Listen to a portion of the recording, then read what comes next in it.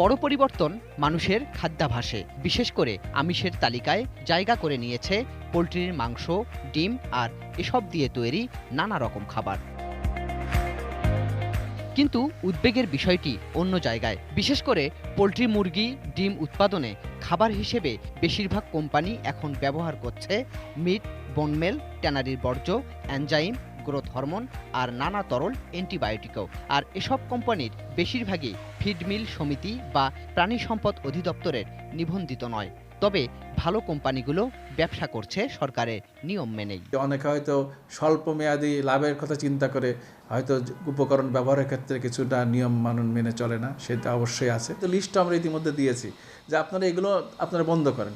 সরকার থেকে আমাদের দাবি থাকবে যে কঠোর হস্তক্ষেপ করে এগুলো বন্ধ করা হোক। পুষ্টিবিদরাও বলছেন, এসব ক্ষতিকর উপাদান ব্যবহার করায় ঠিক থাকছে না খাদ্যের গুণগত মান, বাড়াচ্ছে স্বাস্থ্য ঝুঁকি। হাই ডোজে যদি অ্যান্টিবায়োটিক দেওয়া হয় তাহলে সেটা কিন্তু অবশ্যই মানুষের শরীরের জন্য ক্ষতিকর। যে হরমোন দেওয়া হচ্ছে এক ধরনের, যাতে করে মুরগিগুলো তাড়াতাড়ি বাড়ে, খাওয়ার উপযোগী হয়। এই ধরনের হরমোনের কারণে অনেক সময় দেখা যায় যে একটা শিশুর বৃদ্ধি, বিশেষ করে কিশোরকাল, যেটা কিশোর কিশোরীদের অনেক সময় আর্লি ডেভেলপমেন্টটা হয়ে যায়। বিষয়টি এখন নজরে এসেছে সরকারের নিরাপদ খাদ্য কর্তৃপক্ষের। এ নিয়ে গণমাধ্যমে সতর্ক বার্তাও দিচ্ছেন তারা।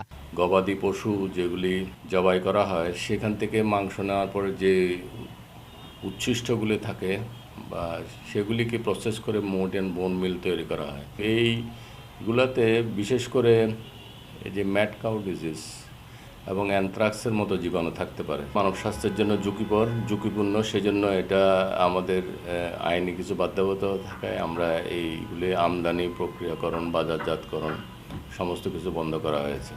বছরে পোলট্রি, মুরগির মাংস উৎপাদন 6,75,000 মেট্রিক টন আর ডিম 821 কোটি পিস। পোলট্রি খাতে বিনিয়োগ এখন 30,000 কোটি টাকারও বেশি। গোলাম কাদির রবু, এটিএন নিউজ, ঢাকা।